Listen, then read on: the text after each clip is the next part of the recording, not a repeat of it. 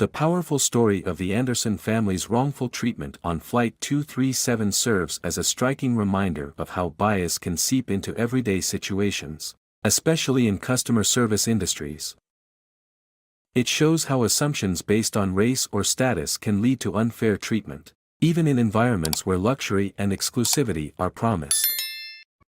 Henry Anderson, a major shareholder in the airline, used his position to not only demand accountability for the incident but also to push for broader systemic changes within the company. His fight is a call to action for all of us, showing that standing up for fairness can spark lasting transformations. This is not just about one family's experience. It's about breaking down the barriers of discrimination that still exist in industries worldwide. If you believe in equality and the power of change, leave a comment about where you're watching from, like, share, and subscribe for more stories that push for justice and fairness. At the bustling airport, passengers hurried through the terminal, eagerly awaiting their flights. Among the crowd was the Jacobs family, a well-dressed family of three: Henry Jacobs, his wife Marie, and their 5-year-old son, Timmy. Henry, a successful businessman, confidently navigated the airport with his leather briefcase in hand. His wife, Marie, graceful in her ivory dress, smiled as Timmy skipped beside her, happily holding his toy airplane.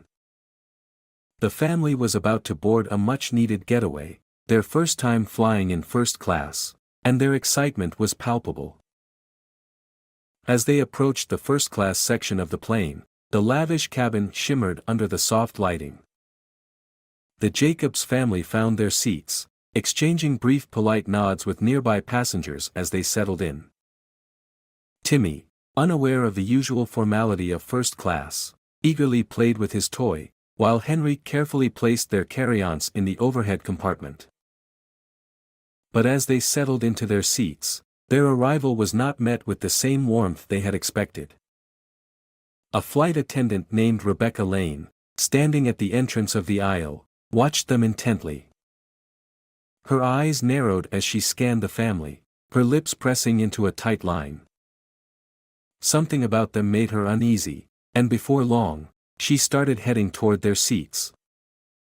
Her smile, though polite, seemed forced, as if trying to suppress something deeper. "Excuse me," Rebecca said, addressing Henry, her voice tinged with authority. "Can I see your boarding passes?" Henry, surprised but calm, reached into his pocket and handed them over without hesitation. "Of course," he replied politely. As Marie exchanged a concerned look with Henry, Timmy continued to play with his toy, blissfully unaware of the tension building. Rebecca examined the tickets closely, her eyes lingering on the details more than necessary. "First class?" she questioned, her voice faltering slightly, as if she doubted their legitimacy. Henry's gaze never wavered as he calmly answered, "Yes, these are our seats." Rebecca hesitated, visibly uncomfortable, before muttering something about needing to confirm the tickets, walking away briskly. The unease between the family and the flight attendant was palpable, but Henry tried to reassure Marie, brushing it off as just a routine check. But deep down, something didn't feel right. As the minutes passed, an unsettling silence hung in the air. Henry sat still, his hands folded in his lap, maintaining a composed demeanor despite the growing tension. Marie, on the other hand, couldn't shake the feeling that something wasn't right. She held Timmy's hand tightly as he looked up at her with innocent curiosity, completely unaware of the situation unfolding around them. The sound of the plane's hum and distant chatter from other passengers seemed to only add to the unease.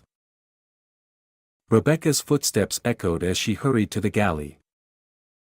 Henry's eyes followed her every move, his instincts telling him that something wasn't as routine as it seemed. Marie glanced at him, her concern growing.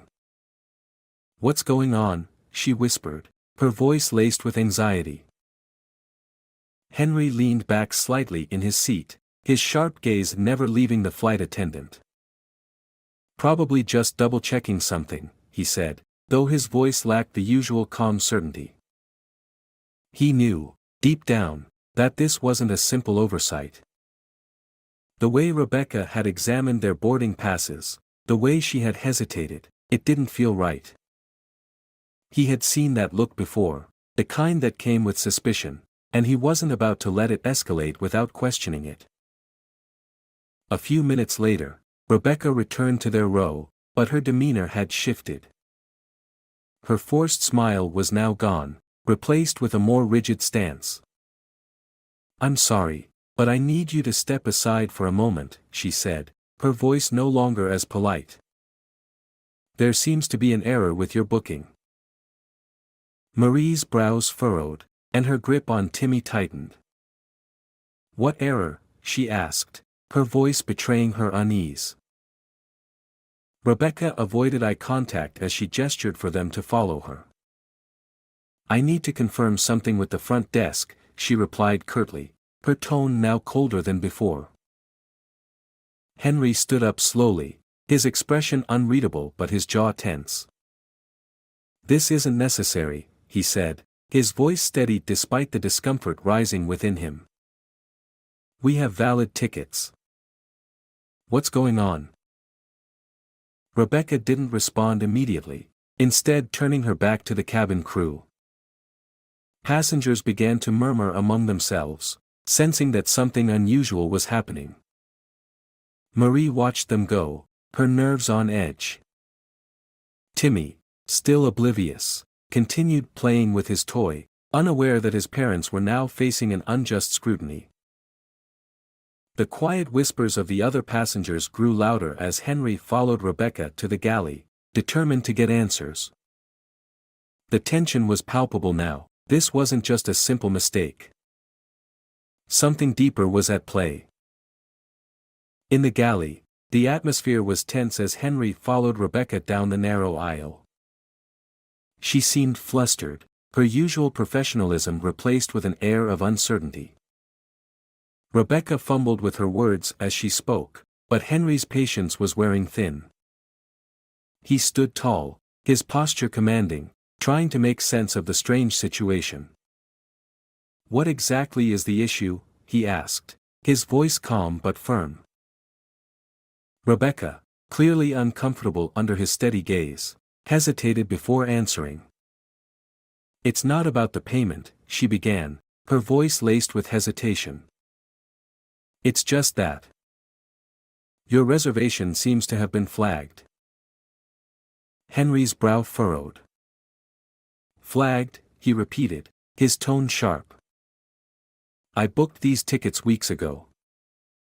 Fully paid. Confirmed. What is the problem here?" Rebecca crossed her arms defensively, her body language speaking volumes about her increasing discomfort. "I'm just following protocol," she said quickly, her gaze shifting away from Henry. Henry leaned in slightly, his voice even colder now.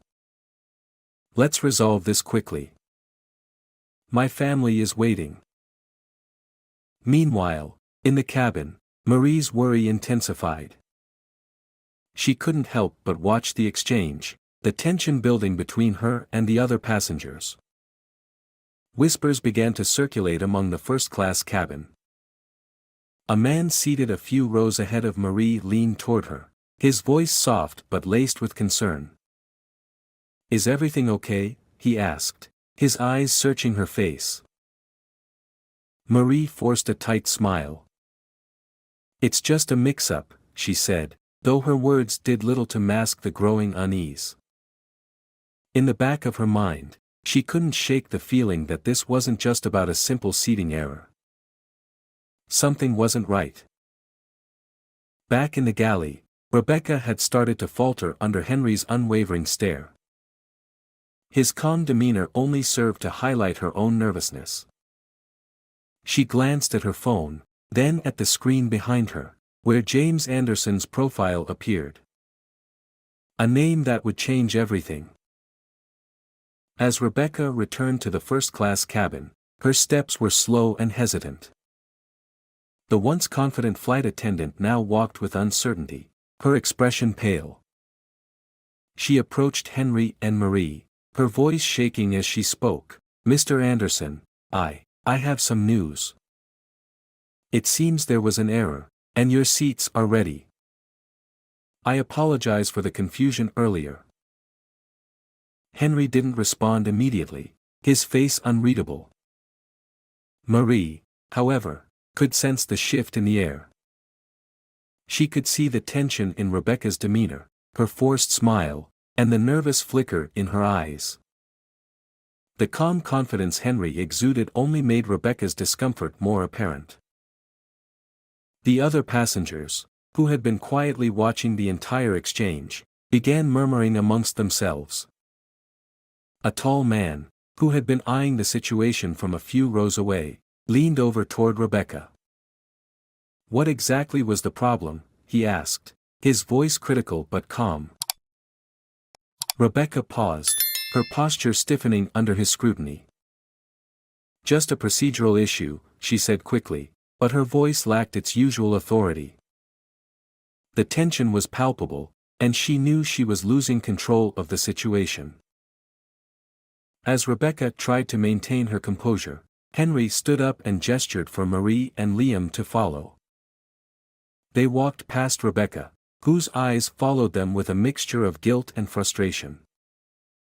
Liam, unaware of the gravity of the situation, happily clutched his toy airplane as they passed.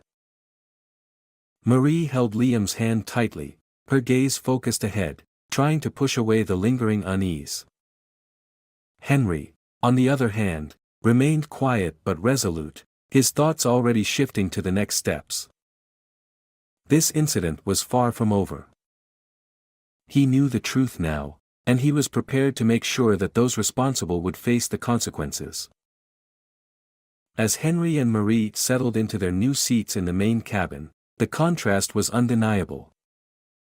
The luxury of first class was now behind them, replaced by the cramped space and tight quarters of the economy section. Despite the shift, Henry's demeanor remained calm, while Marie clenched her fists, her frustration simmering just beneath the surface.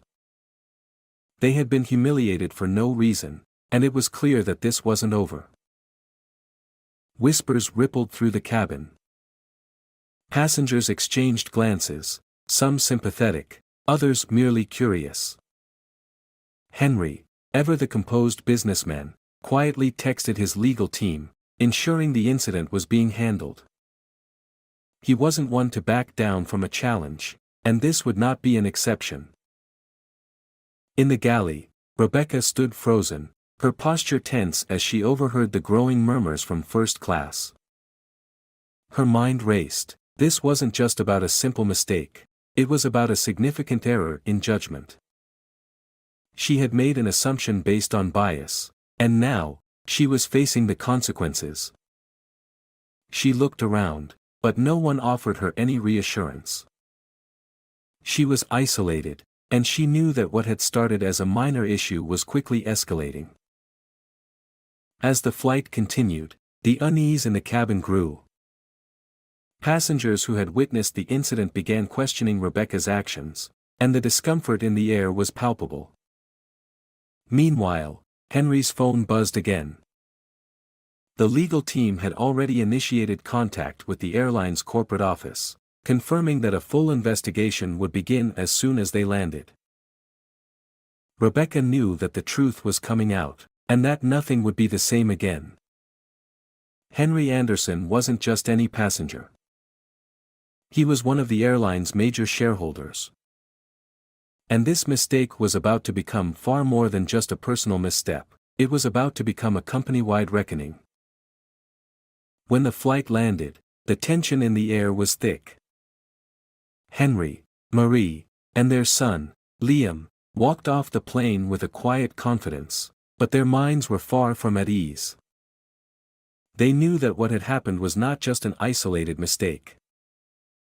It was a reflection of the deep-rooted biases that still existed in the airline industry, and they were determined to make sure this was addressed. As they made their way through the terminal, Two airline security officers approached Rebecca. Her heart sank as they calmly informed her that she was needed for questioning. The mistake she had made earlier would no longer be overlooked. The truth was that she had mishandled the situation, and now she would have to answer for it. Henry, having already contacted his legal team, stood nearby as he watched Rebecca being escorted away. He exchanged a look with Marie, who seemed lost in thought. The injustice they had faced wasn't just about being wrongfully moved, it was about the racial prejudice that had been allowed to go unchecked for too long. The Anderson family had been treated as if they didn't belong in first class. They had been judged based on assumptions, not facts. In the executive offices of the airline, the magnitude of the incident began to unfold. Henry's status as a major shareholder, combined with the public outcry, made it clear that this was no longer just an internal matter, it was a PR disaster. The airline's management convened in an emergency meeting, realizing that their failure to address systemic issues within their ranks had caused irreparable damage. Rebecca's career hung in the balance as the investigation into her actions began. She had never expected things to escalate this far, but she was about to learn that actions, especially those fueled by bias, always have consequences. The Andersons' fight for justice was just beginning. As the days passed, the fallout from the incident continued to spread. Rebecca's mistake had become a public spectacle, and the airline's response was under intense scrutiny. The Anderson family's experience on Flight 237 had ignited a firestorm, and people from all walks of life were taking notice. The passengers who had witnessed the wrongful treatment began speaking out, and social media was abuzz with stories of discrimination in the skies. Meanwhile, in the corporate offices of the airline, a sense of urgency prevailed. The board members were all too aware of the damage done to their reputation. Henry's involvement, coupled with the attention from media outlets, ensured that the airline could no longer sweep this under the rug. The executives knew that action had to be taken, not just to repair the damage but to ensure that this didn't happen again. In a tense meeting, Henry laid out his demands. He wanted full accountability and systemic change. No longer would the Anderson family tolerate the unacknowledged biases that had tainted their flight experience. Henry demanded a comprehensive review of the airline's hiring, training, and customer service policies. He wanted measurable improvements and independent audits, not just empty promises. Rebecca, now facing the consequences of her actions, was left to contemplate the severity of her mistake.